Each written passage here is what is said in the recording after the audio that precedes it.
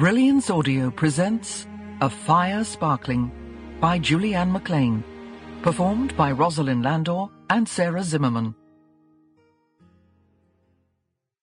Prologue, November 29th, 2011. The view is wondrous from here, 30,000 feet above the Atlantic Ocean, somewhere between London and New York.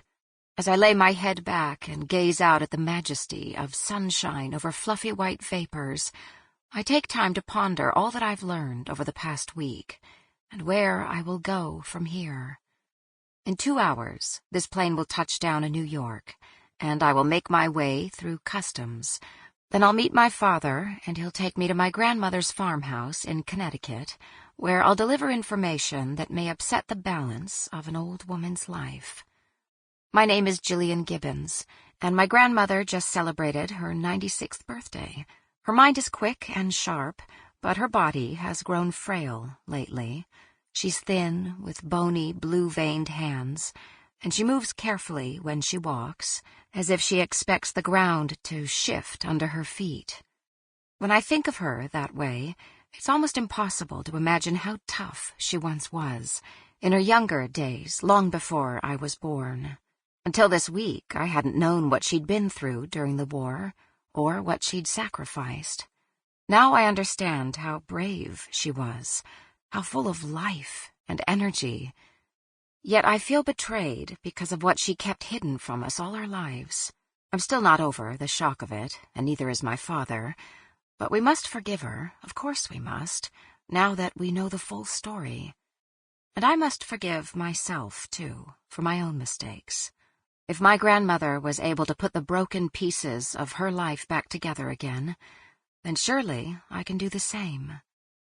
Lowering the window shade to block out the blinding rays of the sun as it bathes the clouds in light, I close my eyes, hoping to get some much-needed sleep before the captain begins the descent. Part 1. Gillian. Chapter 1. 3 weeks earlier. I should have seen it coming, felt the tremors before the big quake. If I had, maybe I would have been ready to act when the walls came crashing down. But my behavior was more in line with a flight response. I didn't pause to evaluate the situation or choose the best way forward. I simply took off and drove for hours through the night in the back seat of a yellow Manhattan taxicab. Part of me had wanted to keep driving all night, all the way to my grandmother's farmhouse past Hartford, but I didn't want to show up on her doorstep at such an ungodly hour. I would have scared my poor father to death, because he lived there, too, caring for Gram. What would he have thought when he answered the door in the quiet pre-dawn darkness and found me standing there with mascara streaming down my face? Poor Dad. As a daughter, I'd really put him through the ringer. He still worried about me, and I couldn't blame him. I hadn't been the easiest kid to raise, especially once he became a single father, widowed after my mother passed away from breast cancer in '95. Well, that wasn't exactly how it happened, but it was easier to say than the truth, because she might have been able to survive the cancer if she'd made it through the treatments. But that was my cross to bear, and bear it I most certainly did.